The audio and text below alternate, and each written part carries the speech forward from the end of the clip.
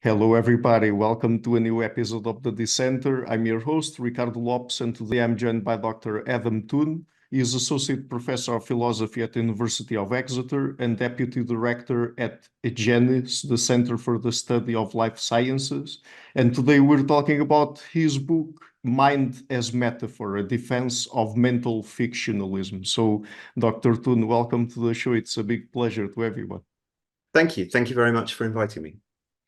So, since we're talking about the mind here today, and of course, as the subtitle suggests, we're going to try to defend a mental fictionalist position here today. But of course, there's several different ideas that people have about the mind, some of them coming from more, let's say, common people, the common folk, and others from philosophers. But starting with the more common ones, there's this idea of folk psychology. What is it and how does it apply in the context of what you're exploring in your book? Yeah, thank you. It's surprisingly difficult to say exactly what folk psychology is, which is strange, given that it's supposed to be something we know very well.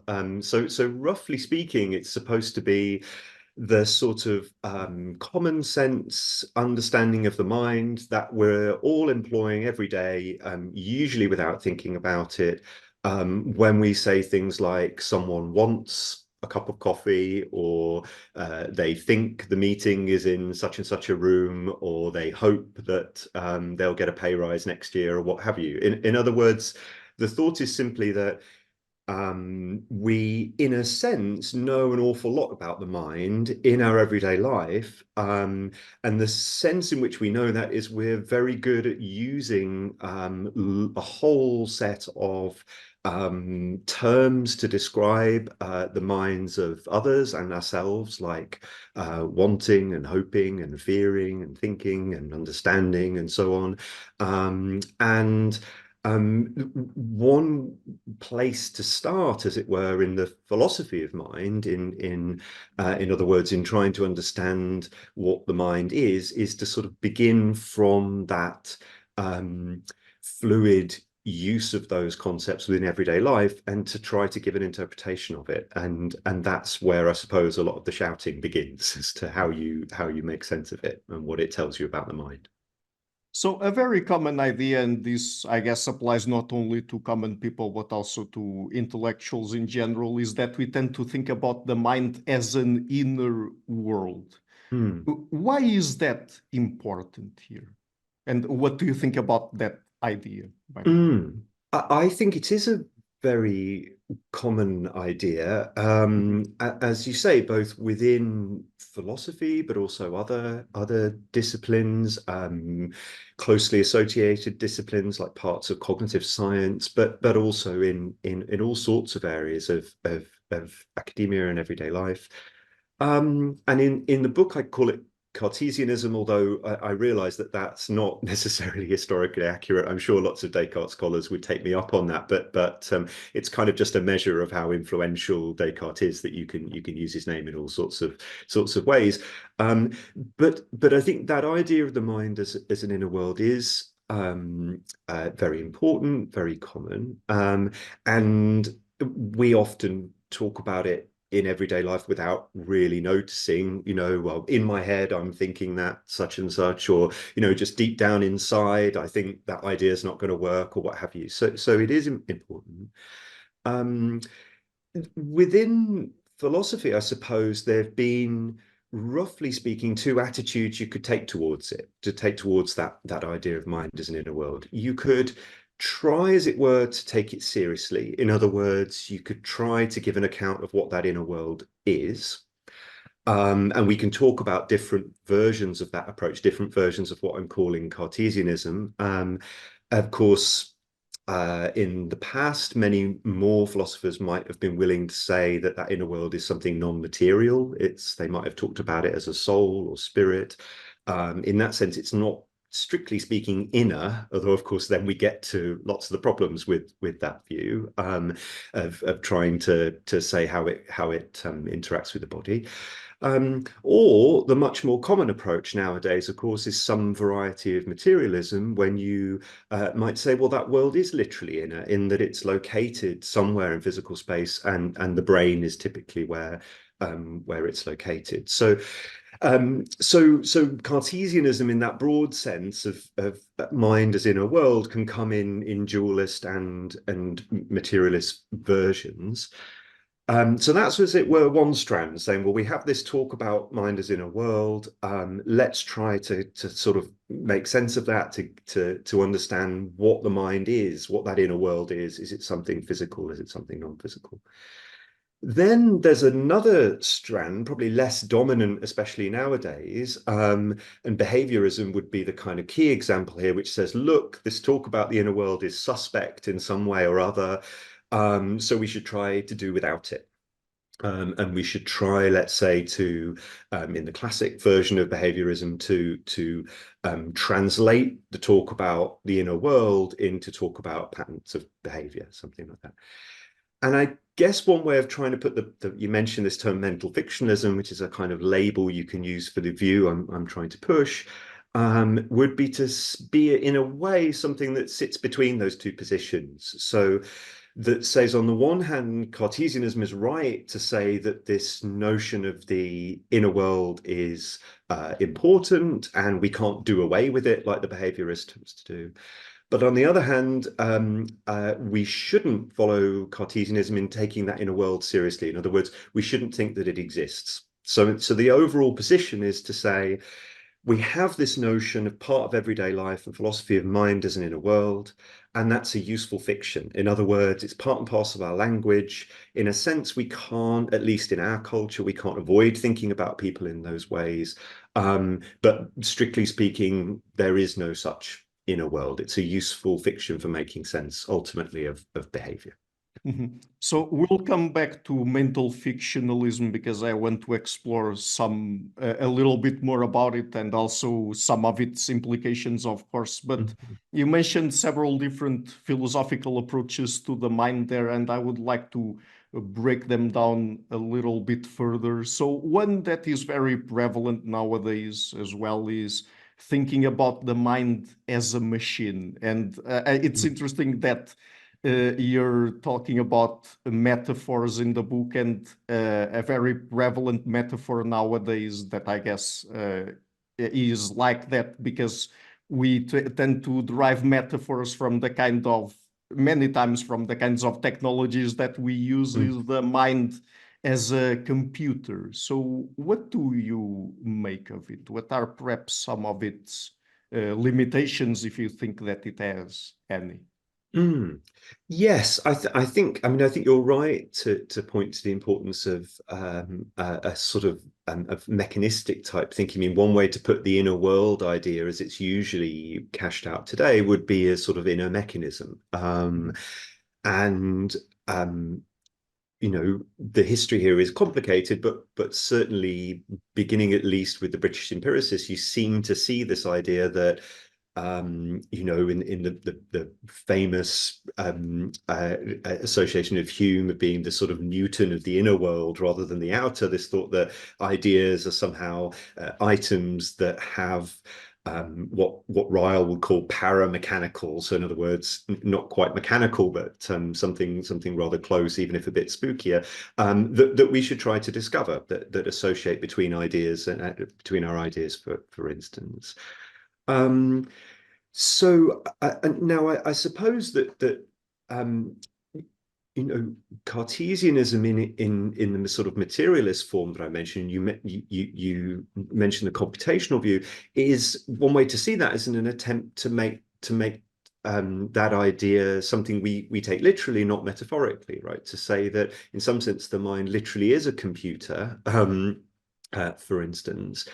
And to sort of course, computation is one very powerful means that people have tried to use to sort of cash out that internal mechanism view of mind and see how it could be made to work. How could it be that we could have these states that that represent the world, that cause other states to arise, cause behavior, and so on. And that's been enormously powerful.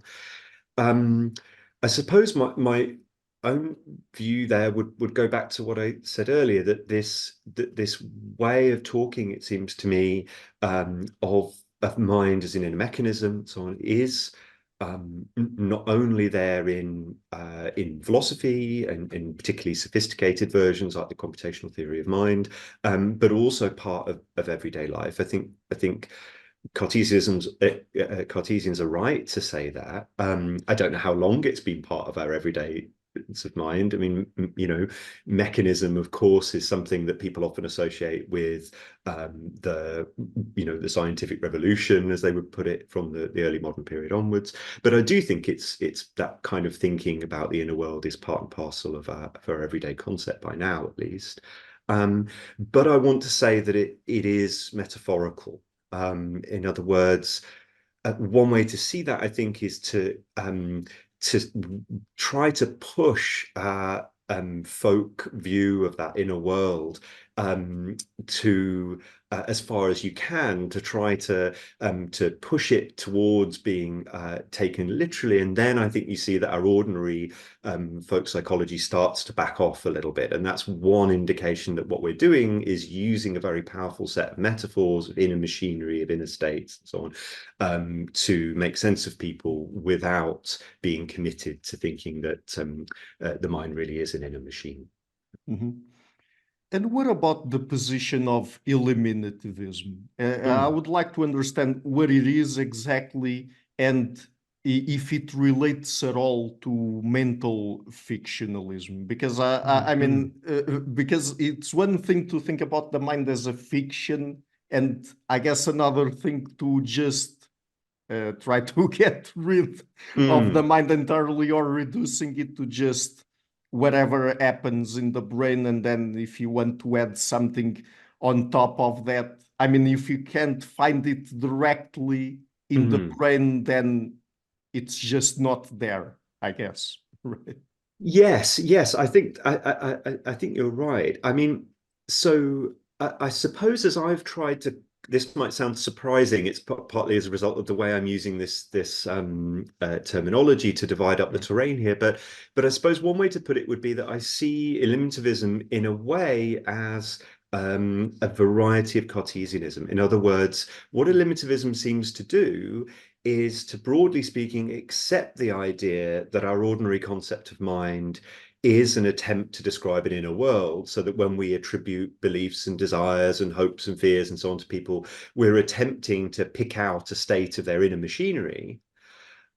It's just that the eliminativist is pretty pessimistic about that theory and thinks that, well, like, as they will say, lots of folk theories, it may well turn out not to be particularly good. And as a result, if you think that, say, beliefs and desires are posits, they're something akin to atoms that folk are conjuring up in order to explain the observable behavior in this case, then they're hostages to fortune. Then it could turn out that our final cognitive science will not find a place for beliefs, desires, hopes, fears, and so on. So that I suppose the way I would see it is that in a sense, both something like the computational theory of mind and the eliminativist have this kind of common starting point of thinking that what the folk are doing, what our ordinary concept of mind is doing, is attempting to describe an inner machinery. The computationalist, at least in some forms, and Jerry Fodor and the classical computationalist theory would be the best example here, is an attempt to show how that folk view can be made, as it were, scientifically respectable, how we could turn out to really have these inner states, whereas others, like the Churchlands and Paul and Patricia Churchland, would be examples of people who seem to accept the same starting point. That's what it would really be for us to have beliefs and desires, but to be much more pessimistic and place a different bet on the future of cognitive science. And I guess what I'm saying is I think the fictionalist rejects that common starting point. They reject the idea that what the folk are doing, what the concept of mind is doing, is trying to pick out an inner world. So that would be how I would understand the difference. It could be that there are other ways in which that's a little different to the way some people who are fictionalists in different domains might see the relationship between fictionalism and eliminativism. But yeah.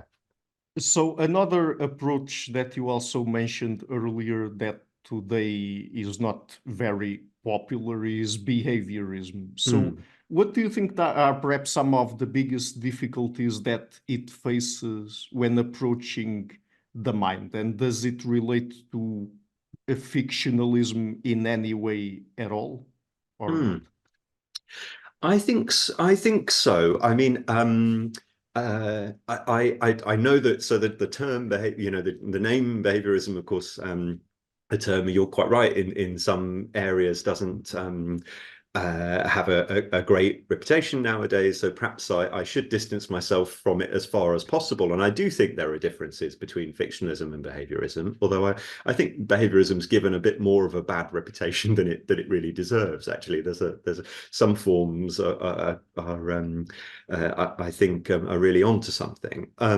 But perhaps one way to put the point in general would be to say that it seems to me, and this goes back to what I said earlier, if Cartesianism is on one side as taking the inner world seriously and thinking that, in a sense, for the mind to exist, the inner world has to exist, then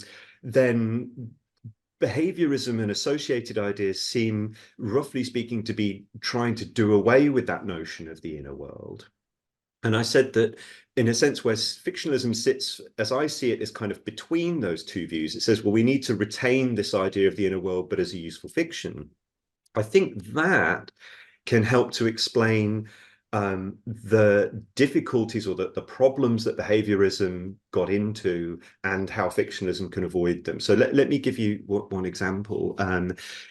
The kind of classic way of understanding behaviorism, at least in philosophy, is to say that what it's really trying to do is to do without talk about inner states. In other words, to show how a claim about, say, someone's beliefs or desires can be translated into a claim about their behavior, about what they would do under certain circumstances. So it's an attempt to sort of to do away with that mentalism, as it's sometimes called, or talk about the inner world, and translate it into to talk about behavior. And that project is often said to be doomed. From the perspective of fictionalism, I think the failure of that project of translating talk about the mind into talk about behavior turns out to be a very general feature of our language, which is that we often need metaphors. In other words, we often can't translate metaphors into straightforward literal paraphrases. So I think that this notion of mind as an inner world is, like a lot of metaphors, is adding richness to our language. It's allowing us to say things about people that we can't say otherwise. And that's why, at least that classic form of behaviorism, which tries to do without talk about the inner world, fails. That's why we can't do without that feature of our language. And I think you can say the same about some other theories of mind that are sort of akin to behaviorism, like instrumentalism, for instance. That the sort of key mistake that they make is if the Cartesian takes the inner world too seriously, views like behaviorism, I think, don't take it seriously enough, in the sense that they don't see that it's doing something for us. And one of the things that it's doing is adding richness of expression, that it's adding to our powers of expression. So that would be one way in which I would try, at least, to make the case that some of the well-known problems with behaviorism are not fatal to the fictionalist. Yeah. By the way, for the audience specifically, you mentioned instrumentalism there. Could Mm. you tell us a little bit more about what it is, basically? Yes, I can try. I suppose that an instrumentalist position would be similar to behaviorism, in that what behaviorism, so the views here are complicated, and I'm simplifying a little bit, but the classic form of behaviorism might be to say something like, look, when I say for instance, someone wants an ice cream, so I say, or I say they desire ice cream. I'm not trying to pick out some state in their head or in their inner machinery or what have you that has that content that's going to cause them to do something. I'm really just saying something like, if you give them a chance, they'll buy an ice cream. something like that. Right? So in other words, Yeah. if under these situations, standing in front of an ice cream shop, they will do something, go and buy an ice cream from it. And of course, one of the very well-known problems for behaviorism in that very simplistic form is that roughly speaking, what we do under certain circumstances seems to depend not just on one mental state we might have, like the desire for ice cream, but all sorts of other mental states. So, if we think that this shop is charging too much for its ice cream, however much we want one, that belief, this is extortionate, will result in a different behavior, which is walking down the road instead and trying to find another shop or something like that. Or if we know perfectly well we've had 2 ice creams already today, despite our love for ice cream, we might not buy one, and so on.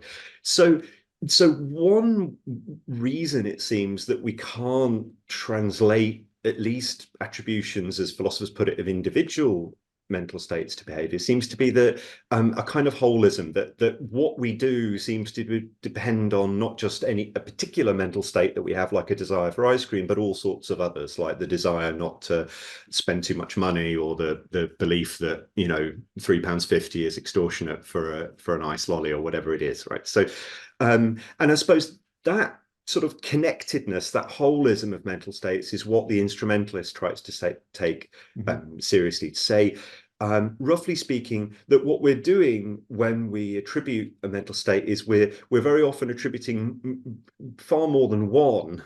And we're giving a sort of convenient description that allows us to pick out a pattern of behavior. So what we're doing is, roughly speaking, saying, well, you can make sense of someone's behavior if you, were to plug in this belief and this desire, and that will explain. Explain is perhaps a bit more of a contentious way of putting it. Describe at least what they will do.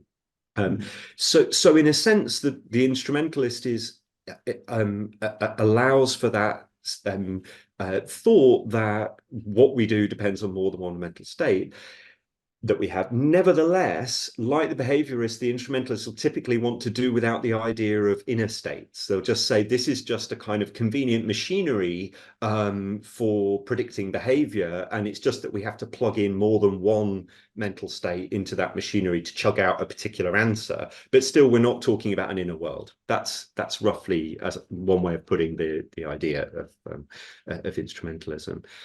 And again, the key way that fictionalism differs from that is saying, no, there is a reference to an inner world. There is and there are classic thought experiments that are often brought up to try to show that instrumentalism is mistaken, and we could talk about some of those if you like, but the blockhead is one famous example where you're supposed to imagine a robot whose sort of external behavior is seemingly indistinguishable from a regular flesh and blood person, but who just has this sort of giant lookup table inside of what's an appropriate thing to do. If ice cream costs more than £3.50, then say no thank you and move on, or what have you. And the intuition that thought experiments like that are often said to elicit is the thought that you would say, okay, if that's how things are going on inside, then this being wouldn't have a mind. So in other words, they're often said to show that we care about more than external behavior. And again, I want to say, well, that's because this notion of an inner world is part and parcel of our concept of mind, but it's one, as I said, that I think we use as a useful fiction that we treat metaphoric. Yeah. So let's just do one more approach before we go back to mental fictionalism, and I guess that it's important for us to cover this one because the author behind it is a very prominent philosopher. So what do you make of Daniel Dennett's approach to the mind?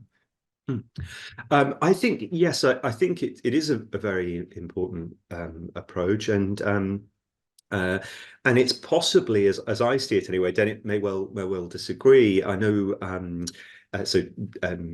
Dennett very kindly contributed a paper to a volume on mental fictionalism that I edited last year, and I think the title is "Am I a Fictionalist?" and the first sentence is something like, well, sort of yes and no. And I think he's quite rightly often resisted quick labels for the position that he has, and that includes instrumentalism. It also includes fictionalism. So sometimes these labels aren't helpful, and Dennett's views are a very sophisticated one. I think what I would say is, it seems to me that there are important similarities between the kind of fictionist view that I want to put forward and Dennett's position, and that perhaps the kind of machinery that I want to use to cash out this fictionist view can try to again avoid some of the problems that Dennett's views sometimes said to have. So perhaps I give you one example of that. The view that I would want to put forward to say, well, what does it mean really to say that we treat the mind as a useful fiction, or we treat the inner world as a useful fiction? Well, it's something like the Cartesian says, well, when we attribute a belief, for instance, we're roughly speaking saying someone's got an inner state with a certain content that causes them to behave in a certain way. Mm-hmm. And the way I would see it is that what we're doing is, roughly speaking, pretending that someone's got a certain inner state, right? And we're using that as a useful metaphor. We're saying it's as if they were guided by this inner state, but we don't take that too seriously. We treat it as a metaphor. And I think that perhaps this is something we'll come on to later.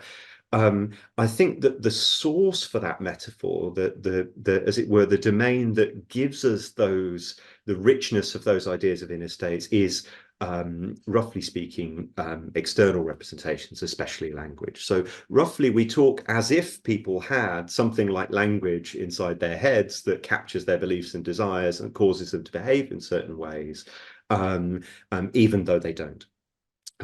So if I go back to Dennett's view, in his terms, taking what he calls the intentional stance to somebody, of course, is often glossed in a similar way. It's to say we treat people as if they had beliefs and desires, for instance, and we don't care too much, perhaps, about their inner machinery when we do that. So there does, I think, even though, as I said, I'm not sure that Dennett would like the label of fictionalism, there does seem to be something similar there. And another similarity is that I think that Dennett would and say that there are, as he puts it, real patterns in our behavior that are picked out by talking it that way. And I think the fictionist can say the same thing. There are real patterns in our behavior that are picked out by these metaphors, by this fiction. Perhaps just to indicate one way in which I think this machinery of fictionalism can help to avoid some problems that Dennett's views often said to have. One problem is people have worried, well, if all of our talk about intentionality, as it's put, about thoughts and so on, it involves taking the intentional stance, has this kind of as if structure, well, then there's no literal case to make sense of that. So it looks as if, if I want to pretend to be a bear, I have to at least know what a real bear is, right? If I pretend to be a pirate, I have to at least have some idea about what a pirate really is, and so on. And people have said, well, but if we think along with Dennett that taking the intentional stance is always talking as if people have beliefs and desires, say, well, what is it really to have a belief and desire? Now, again, I want to say, well, whether or not that's a fair worry for Dennett's view, I think the fictionalist view can meet it. And that's because, as I said earlier, what really cashes out this pretense, I think, is something else, something external, particularly written and spoken language. So we know what it is to say things that have meaning, for instance, and then we talk as if people had something a bit like that in their head. So it's in my view, and I think this is a key difference with Dennett, I would say, in a sense, it's language, it's external representations that come first and that provide the stock of metaphors that we then project inside to create the as if intentionality, the mental. And as I read him anyway, I think that's probably quite a big difference from Dennett's view, and he I don't think would want to accept that view of intentionality. As I've said, though, it seems to me that it gets the fictionalist a response to some really important objections that are raised against views like Dennett's, the intentional stance. Mhm. So we'll come back to some of the things you mentioned there, particularly, for example, representations later in our conversation. Mm. But I would like to ask you more of a metaphysical question now. So Mm. if you are right about, and if mental fictionalism is right, and our mind is just a useful fiction, then does it exist? I mean, how do you approach it metaphysically? Does it really exist or not? Mm-hmm. Yeah, well, here I'm going to echo the response that I mentioned earlier from Dennett, a sort of yes and no, or sorta, as he says in lots of his writings. To give you a parallel that I mentioned in the book, and then try to say how I would answer it. So I think one example that's sometimes used in particularly the work of Kendall Walton on metaphor, which I draw upon in the book, is something like talking about clouds as angry.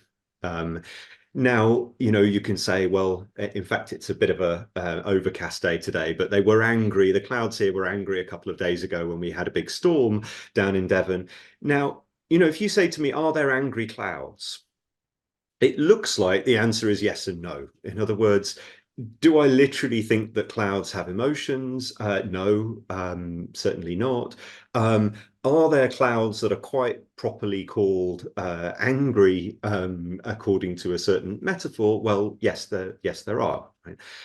And roughly in the same sort of way, although of course it's more complicated with the mind, I want to say, if you just ask me flat out, does the mind exist? I want to say, well, if you mean an inner world, and in particular, the book focuses on thought. So if you mean, are there inner states with content that cause us to behave in a certain way, which is very often what people just mean by mental states in the literature, or what they mean by the mind, then I think the answer is no, that there is not that inner world of representations caused by what we see and causing us to behave in certain ways and so on.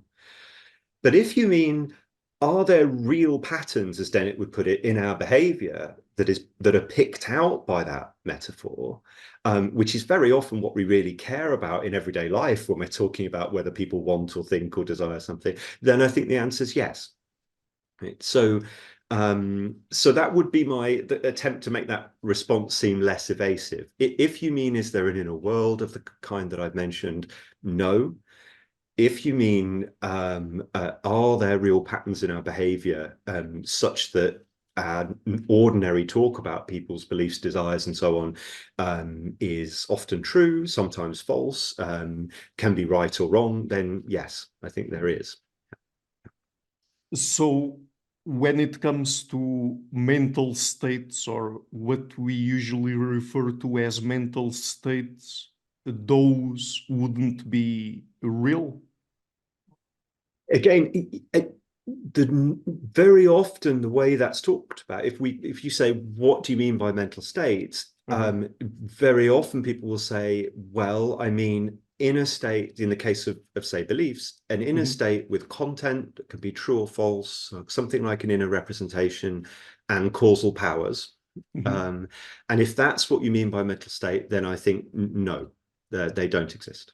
But again, as I say, I think probably the folk, for instance, and certainly some varieties of behaviorism and so on, if you said, are there thoughts, or are there beliefs, are there desires? I think there's quite a proper sense in which the answer is yes, because as I've said, there are patterns in our behavior that we pick out perfectly sensibly using that talk. Yeah. And so how do you approach then causality, and how do you explain behavior through the lens of fictionalism? Mm. That's a really good question, and it's often, of course, a kind of key disagreement or point of difference between what I've broadly speaking been calling Cartesian and behaviorist. So you know, in everyday life, it seems like we often say things like, well, why did you go and, you know, why did you walk off the beach and go to the beach hut? Because, you know, why did Adam do that? Because he wanted an ice cream.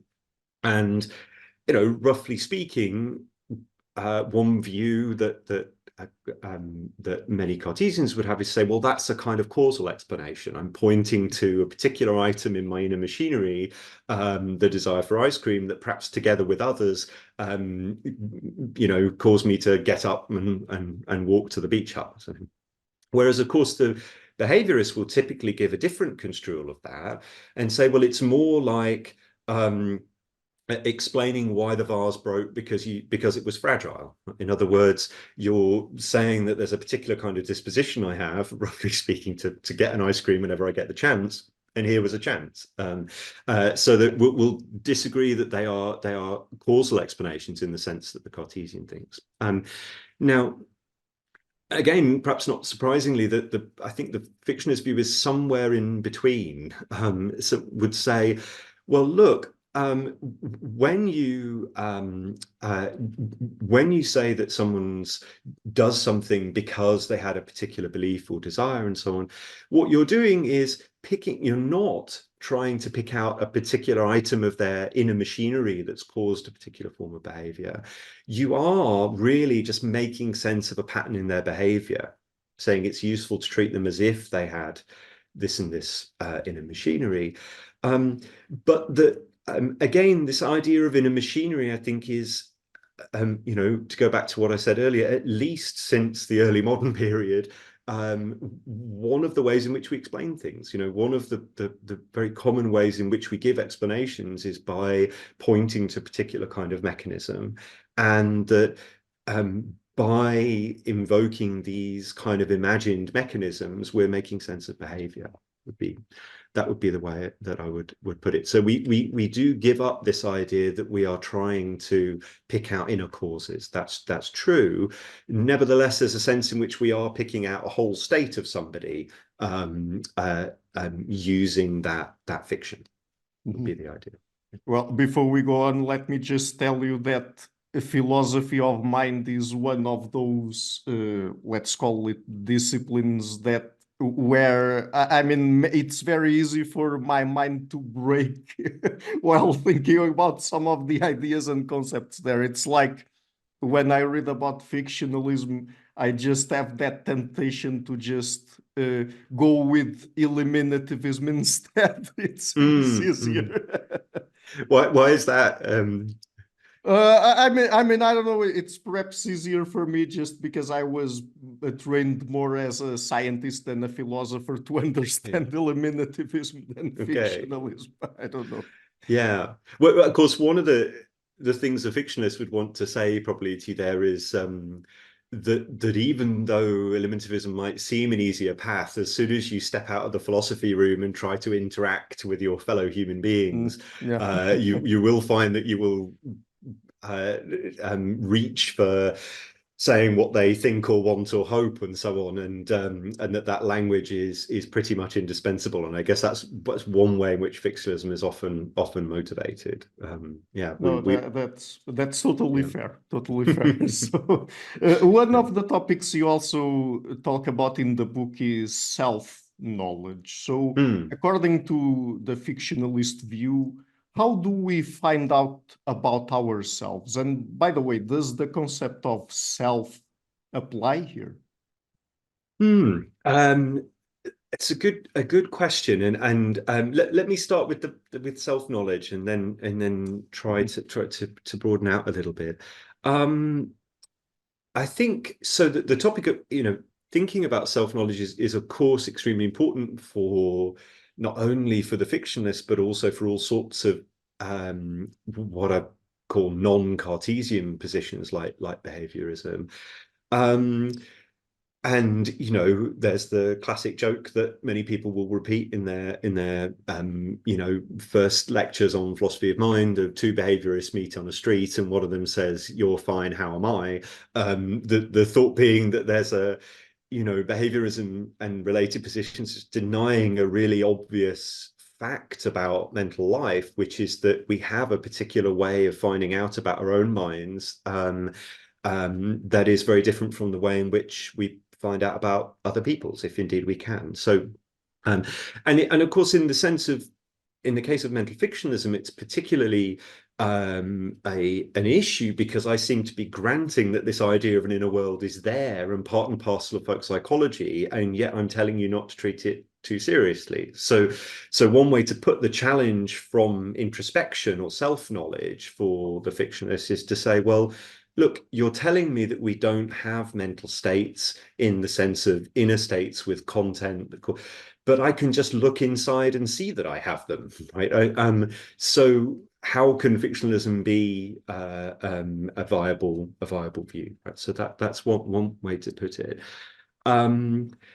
And I guess what I would want to say here is that in a sense we have, as it were, two stages to this. One is the thought that, well, is there an asymmetry between the way that we know about our own minds and the way that we know about other people's? And if there is, which it seems that there is, well, what does that show? What does it, and you know, one very common response is to say, well, it shows that there's a certain special faculty of introspection that gives us access to the mind in a fundamentally different way. And I suppose, roughly speaking, there's a long story to tell here, but roughly speaking, I would want to say, well, look, there is an asymmetry here. We do typically know more about our own mind than we know about other people's. But you can, as it were, explain that asymmetry without needing to appeal to a special faculty of introspection and without needing to reject fictionalism. So let me say what I mean by that. So so the key case here, it seems that the key thing to remember is that mainly I'm talking about thoughts. In other words, I'm talking about what philosophers would sometimes call propositional attitudes and related, sort of roughly speaking, cognitive aspects of mind, like concepts and understanding and so on. And now, of course, there are also sensations like a sort of, you know, a pain in my stomach or a feeling hot, or a more tricky case, perhaps the fictionist is sort of talking to myself, so inner speech, as it's often described. And in the case of sensations, it does seem like there's a marked asymmetry here. I mean, if I have a kind of minor, you know, pain in my stomach, you know, I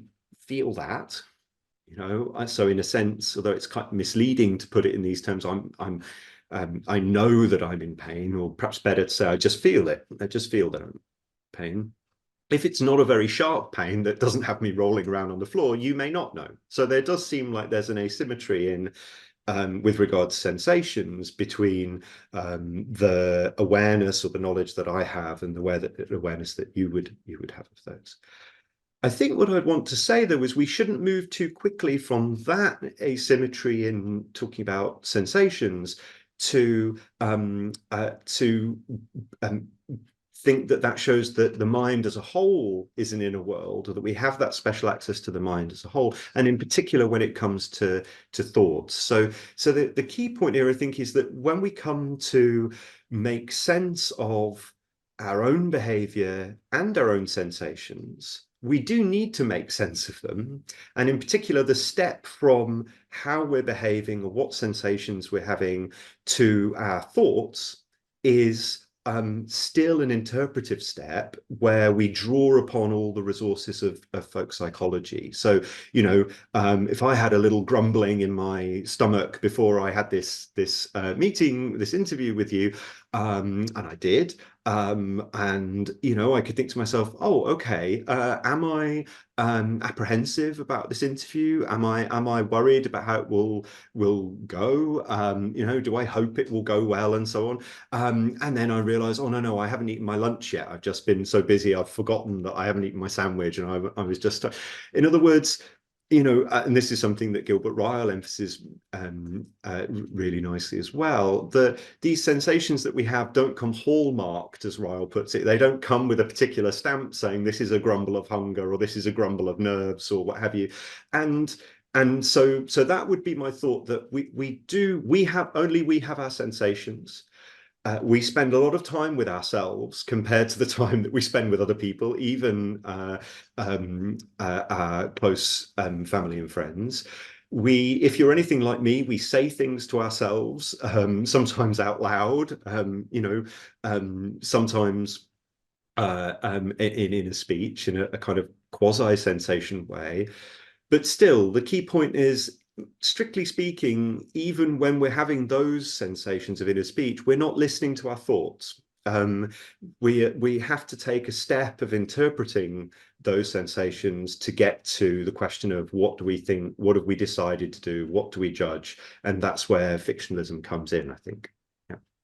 And so let's talk a little bit more about mental representations. That's something that you mentioned earlier, and you mentioned specifically external representations, if I remember correctly. So what do philosophers of mind really mean when they mention or talk about representations? What is a mental representation specifically, and what kinds of representations would apply in the case of fictionalism? That's a good, a good question. There's a sense in which I'm not the right person to answer the question of what mental representations are, because I don't think we have any. So that's one of the sort of perhaps radical or counterintuitive aspects of mental fictionalism. But I'll try to give an overview of how the idea is normally understood, and then tell you what I would like to say. So I guess, the problem here is what is usually called the problem of intentionality, or the problem of explaining aboutness or content, and of course when you raise the question that way, you can see that on the face of it, at least, there are all sorts of representations in the world. In other words, there are all sorts of things, states, processes, what have you, that seem to be about other things, states, processes, or to have content. So obvious examples are, I'm saying words out, I'm making disturbances in the air that are being captured on hopefully captured by this microphone, then resulting in I'm going to show my limits of my technical knowledge here, resulting in some distribution of magnetic on alignments on a hard drive or what have you, right? So there are, on the face of it, it seems lots of different representations, from spoken and written language to road signs to semaphore, and all sorts of different things. And in amongst those are our thoughts. So our beliefs and desires, we would typically say, well, they also have content. If I have the belief that Derby is in England, well, then that's a belief that's about a certain city and England, and my belief could be true or false, and so on. So thoughts seem to be one of these things in the world that have content. And roughly speaking, I suppose the question is, well, how do you explain that? How do you explain how these things get their content? And the view that would look to mental representations, I suppose, offers that explanation by, as it were, seeing a certain kind of dependence or hierarchy. It says, well, ultimately, although there are lots of phenomena that are representations or with content, marks on a page, disturbances in the air, and so on. Ultimately, they all get their content from thought, from people's beliefs and desires of writers or readers, and so on. And people's and thoughts get their content from inner representations, right? So, and as I've said, that view, that's roughly speaking what I've been calling Cartesianism, now applied to thoughts, and representationalism is a general term that people would use there. And you can find it in Descartes, you can find it in Hume and Locke, and so on, and you can find it in much of cognitive science as well. And of course, talk about those representations in different ways. Some of them might think they're predominantly language-like. Other people might see them as more picture-like, and so on. Perhaps other sorts of formats that you find in connectionism, for instance.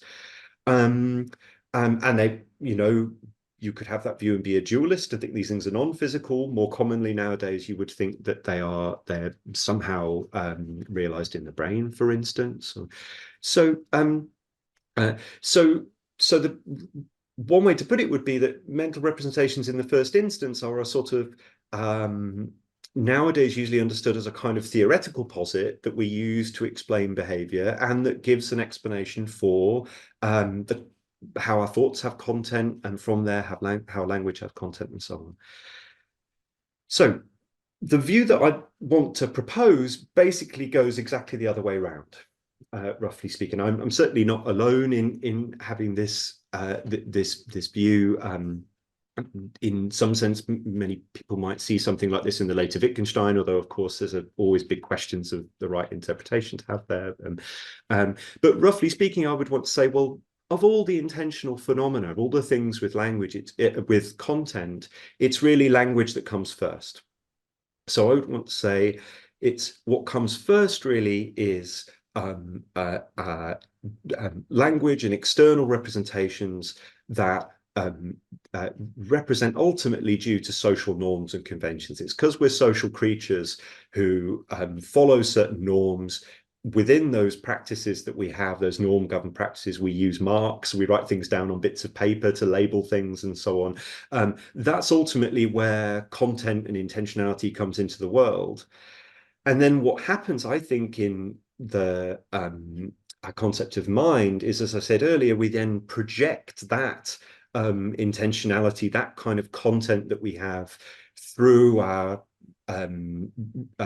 life as norm-governed social creatures into an imagined inner world to make sense of what people are doing, even when they're not writing things down or saying things, and so on. So that's a long answer because it's a big topic, but I guess that would be how I would understand it. So for the fictionalist, then the kind of the sort of lesson at the end there is that mental representations don't exist. These inner sentences, inner pictures, these inner states with content don't exist, but they are a metaphorical projection of representations that do exist, like language, and they're very useful for making sense of people. So I would like to ask you now about the extended mind thesis. You talk about it in the book, and then you also give a fictional approach to the idea of extended mental states. But before we get into your approach, what is the extended mind thesis exactly? How does it approach basically the relationship between mental states and items of material culture? And then what would you say without having a fictionalist approach to it? What are basically its weaknesses? Okay, so I'll start by trying to say what the extended mind thesis in its sort of canonical form is, and then try to tell you how I would want to reinterpret it. So I guess the canonical form, due to Andy Clark and David Chalmers in an extraordinarily influential paper from 25 years ago now, gosh, is roughly the idea that the skull isn't that important when it comes to the mind. The classic thought experiment that some of your viewers might know is this thought experiment of Otto and Inga. So in Clark and Chalmers' paper, they tell this story about someone called Inga. Let's start with Inga, and she hears about an exhibition on at the Museum of Modern Art, and she thinks for a moment, the museum is on, I think, 53rd Street. I should know by now how many times I've heard this example, but I always have to quick check myself. 53rd Street, and she sets off, right? And now here's a parallel case that, or at least Clark and Chalmers want to say it's an importantly parallel case of Otto. Otto's somebody who suffers from memory loss, and so because of that, he carries a notebook with him wherever he goes to write down important information. So Otto hears about the exhibition, he looks up the address of MoMA in his notebook, the museum in his notebook, and he sets off. And roughly speaking, the guiding idea here is that, well, the entries that are written in Otto's notebook are playing the right causal role, roughly speaking, the same causal role as whatever, say, pattern of neurons are encoding or realizing Inga's biological memory.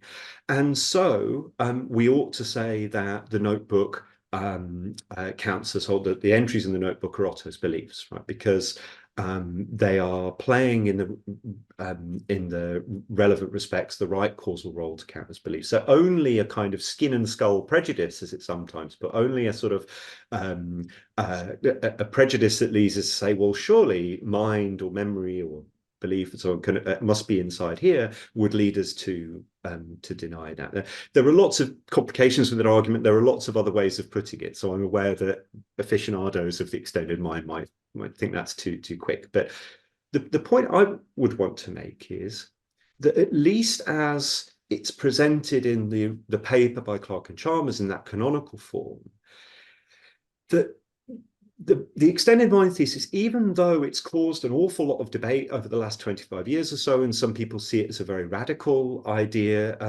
that notice that it accepts the basic view of the mind that is often called representationalism. Right? In other words, it seems to accept the idea that what a belief is a certain representation, a certain bit of information that's playing a particular causal role.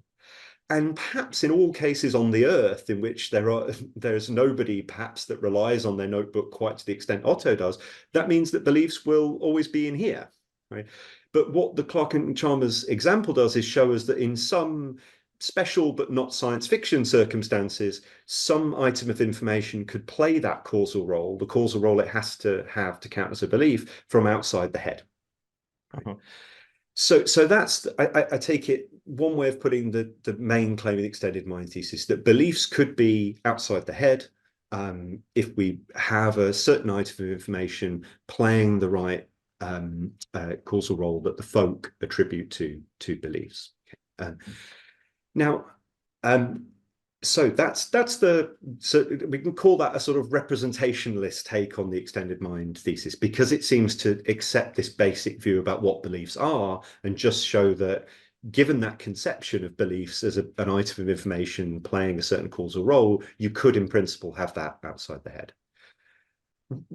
Of course, the fictionalist rejects that idea. That's I want to say that's not what beliefs are.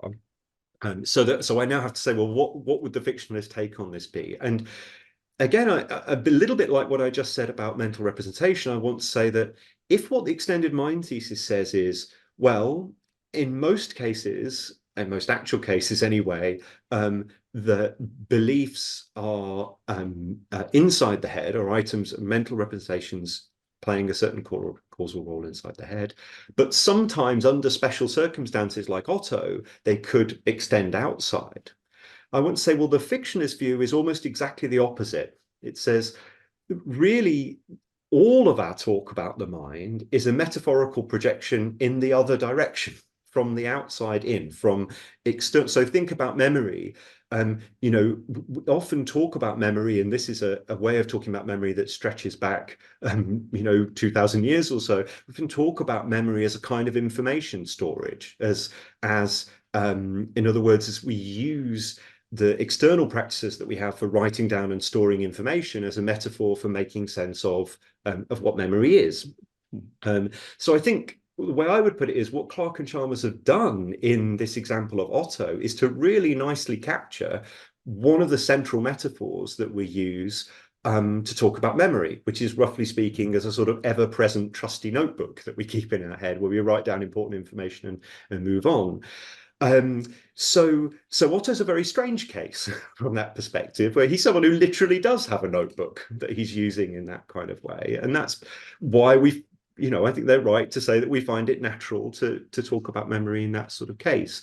So So that's as it were the heart of it. I want to say that the basic move from the fictionalist is in the opposite direction to the extended mind thesis, to say it's really external representations that we see, that we're familiar with, that ground our concept of mind, even when we're talking about Inga.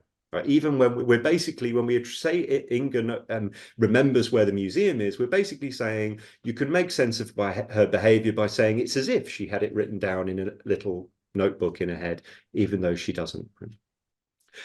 So that's the basic story. Now, what I would want to say then, though, is that I do think there's a really important insight behind the extended mind thesis, which I think it's really important that fictionalism captures, and I hope it does capture it, which is to say, in an enormous amount of our daily activity, we are thoroughly dependent on external tools, and that when we attribute mental states, we talk about people understanding or believing or desiring and so on, we very often don't mind whether, as it were, they have to rely on those tools or not. So one example I've written about is understanding in science. I mean, it's very often the case that in order to attribute what we think is required for understanding, the capacities that are required for that, scientists have to rely on pen and paper and computers and so on, and we're fine with that in many cases. There are certain special circumstances like exams where we might bar people from having some tools, but in many other cases not. So what I would say is there's a really important insight at the extended mind thesis, and I think fictionalism can capture that by saying, look, what are we doing when we talk about the mind? We're trying to make sense of people's behavior. And we're using a certain stock of metaphors like memories, information storage, say, to make sense of their behavior. But when we do that, we often don't really mind whether or not, right, in order to realize that pattern of behavior, they have to rely on using all sorts of tools and devices, right?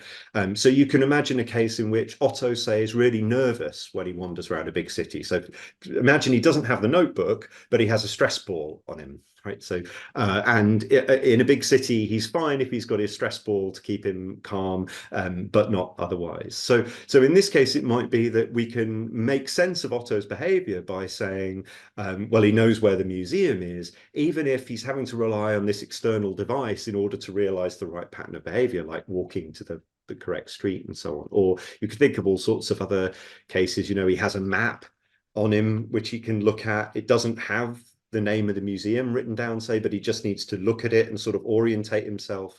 So again, he may realize the right pattern of behavior to count as believing that the museum is on 53rd Street, whatever it is.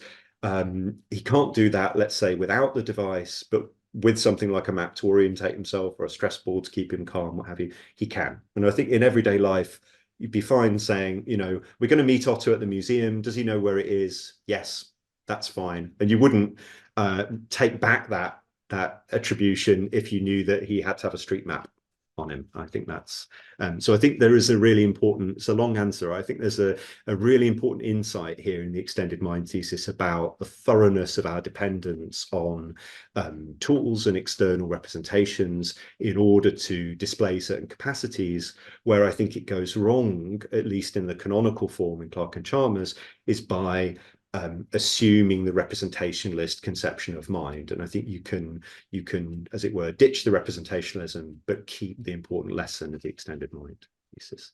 And doing that, I think you avoid some problems. Yeah. By the way, I'm curious, since there are people nowadays that use the extended mind thesis and apply it in a broader framework that they call the 4E cognition. Apart from the extended bit, there's also the embedded, embodied, and enacted mind.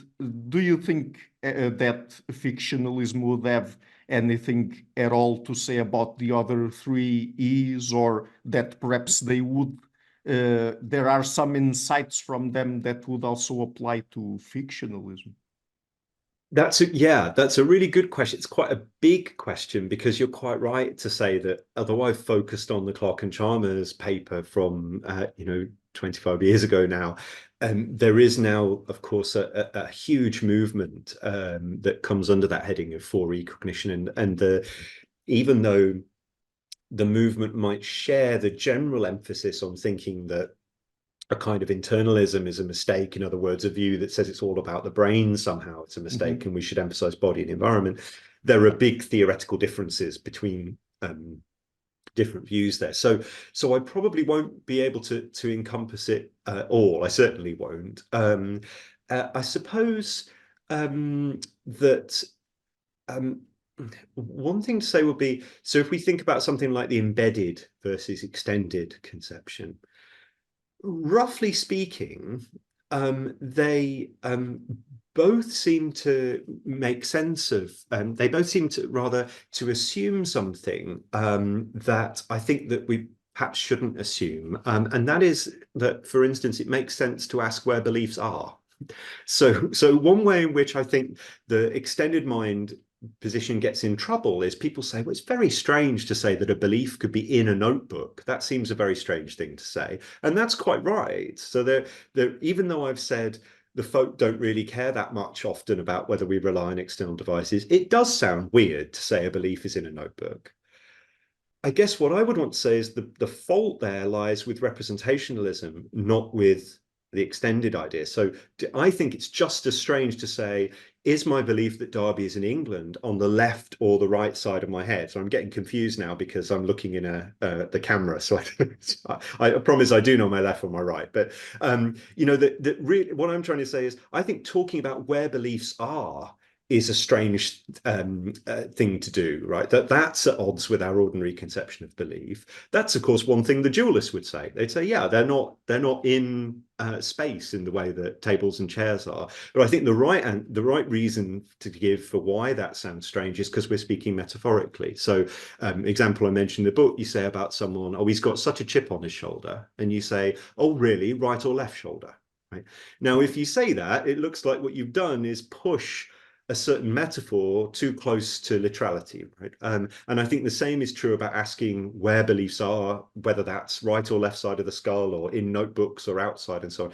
So that's just to give one example of, it looks on the face of it like the dividing line between someone who's an extended mind person and someone who's embedded is that they both admit the importance of the environment, but one of them thinks that the mind literally extends outside the head and the other one doesn't. And I wouldn't say, I think the whole thought about the whole question of where the mind is located is in a way a kind of follow on from Cartesianism, a sort of implication of Cartesianism that we should reject. The mind isn't really anywhere in that sense that they need.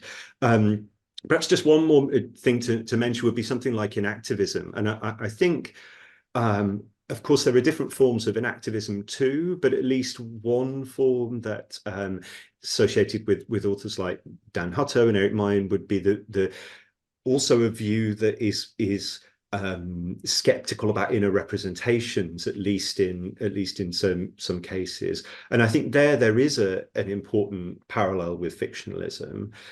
Probably the key difference is that I am a little bit more conservative in allowing people to still carry on talking about inner representations as long as they're careful not to take it too seriously. In other words, one way to put that would perhaps a bit too simplistic would be to say that some expressions of inactivism are more like eliminativism about inner representation. So we need to learn to do without this in cognitive science. Whereas I guess perhaps because of being someone who's worked on models in science in the past, I'm more comfortable with the thought that an awful lot of the representations we use in science are things that we know are not strictly speaking true and perhaps taken literally have problems, but we cope with that and we still use them for various purposes. And I think, roughly speaking, I'd want to say that about inner representations as well. Great. So I have one last topic that I would like to ask you about. You also refer to it in the book. You also tackle it in the book, actually. So dealing with epistemology, then, does our view of the mind shape how, for example, we approach the nature of human knowledge, the nature of inquiry, basically? What sort of implications would fictionalism, for example, have for epistemology? Yeah, thank you. I think it does, and I think that it's perhaps a slightly strange feature of our sort of philosophical landscape at the moment that quite often, not always, but quite often, debate, say in epistemology, happens fairly independently from, say, philosophy of mind. And if you think back, of course, to some people like the British empiricists, that would seem quite strange. That really understanding the nature of human knowledge was part and parcel of understanding the mind and its limits. And I suppose that it seems to me that the notion of mind as an inner world is not only, of course, as we said earlier, is not only part and parcel of the way that we think about the mind in philosophy and everyday life, but also part and parcel of how we think about the whole, as it were, the modern challenge for epistemology. You know, if, as it's often said, it's with the early modern period, particularly with Descartes, that knowledge becomes the central problem for philosophy. The way that that becomes a problem is often thought of in terms of this inner world, you know, that we are, as it were, somehow locked up inside our inner world. And we ask ourselves, well, how do we know what's outside of that? How do we know there are other people? How do we know that there's an external world, or what form it takes, and so on? So arguably that notion of inner world is sort of lies right at the heart of the whole conception that we have of what the problems of philosophy, or particularly the problems of knowledge, are in the modern period. Um, and if you think of, say, someone like Hume, you know, what is the response to that? Well, it's to try to understand the operations of our inner world, as I say, in something like and being something like a Newton of the mind, in order to understand what we can talk sensibly about, what concepts we can have, where we're talking nonsense, and what the limits of our knowledge can be. Now, so that means that if you reject that idea of mind as an inner world, then epistemology and inquiry looks very different. Right? And roughly speaking, one really important implication, I think, of thinking about the mind in the sort of way that I've tried to set out is that you will think that mind has a history. In other words, you'll think that it's not, as it were, that we have a particular largely fixed inner world with certain operations that tell us what we can talk sensibly about, what we can know, and so on. It's more that we have, during the course of our history, created all sorts of external devices and tools, right from, you know, ancient Greek mathematics up to computer simulations and so on, that expand the range of capacities that we have for describing the world, for predicting it, for understanding it, and so on. And so the as it were, charting the nature and the limits of the human mind is about charting a whole complex set of practices that are built up over the course of generations and generations, and keep incorporating more and more sorts of devices, tools, representations, and so on. And that really understanding the nature of inquiry is about understanding those practices, and that's what an awful lot of our concepts that we use in epistemology, like knowledge and understanding and inference, that's really what they're describing. They're describing those complex practices of interaction with tools in certain social environments. Right, so this is probably a good point to end on, and the book is again Mind as Metaphor, a Defense of Mental Fictionalism. I'm leaving a link to it in the description box of the interview. And Dr. Toon, just before we go, apart from the book, would you like to tell people where they can find you and your work on the internet? Well, so a good question. If you go to my website, so if you search for me, you'll find my University of Exeter web pages. And I suppose the perhaps the most interesting thing for people, if they've made it to the end of this interview, might be a link that's included there to some lectures I gave called the Frege Lectures at the University of Tartu in December last year. And those lectures were based on the book and cover a lot of the topics that we've talked about in more depth. So if people are interested, if you go to my website and follow that link, it'll direct you to the University of Tartu, and you can watch recordings of those lectures. Great. I will add that to the description box of the interview then. And Dr. Toon, thank you so much again for taking the time to come on the show. I really loved the book, so I hope that my audience also loves it and buys it. So thank you so much again for taking the time to come on the show, and it's been a real pleasure to talk with you. Thank you. It's been great. Hi guys, thank you for watching this interview until the end. If you liked it, please share it, leave a like and hit the subscription button. This show is brought to you by Enlights, learning and development done differently. Check their website at enlights.com, and also please consider supporting the show on Patreon or PayPal.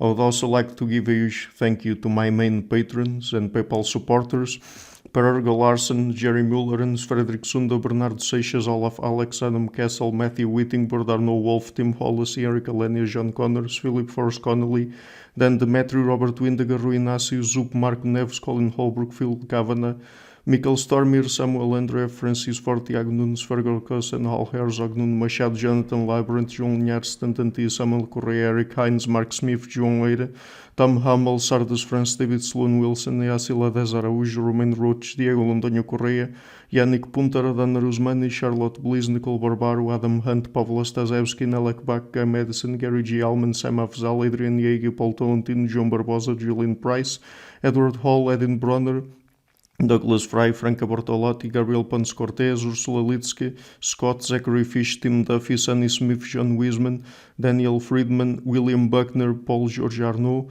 Luke Lowacki, Georgios Theophanos, Chris Williamson, Peter Wolozin, David Williams, Diogo Costa, Anton Erickson, Charles de Moray, Alex Shaw, Maury Martinez, Coralie Chevalier, Bangalore Atheists, Larry Dealey Jr., Old Erringbone, Sterry, Michael Bailey, Dan Sperber, Robert Grassi, Igor N., Jeff McMahon, Jake Zool, Barnabas Radix, Mark Campbell, Thomas Dovner, Luke Nissen, Chris Story, Kimberly Johnson, Benjamin Galbert, Jessica Nowicki, Linda Brandon, Nicholas Carlson, Ismail Benzliman, George Coriatis, Valentin Steinman, Per Crowley, Kate Van Goller, Alexander Hubbard, Liam Dunaway, BR, Masood Ali Mohammadi, Perpendicular, Jonas Hertner, Ursula Goodenough, Gregory Hastings, David Pinsoff, Sean Nelson, Mike Lavigne, and Dios Necht.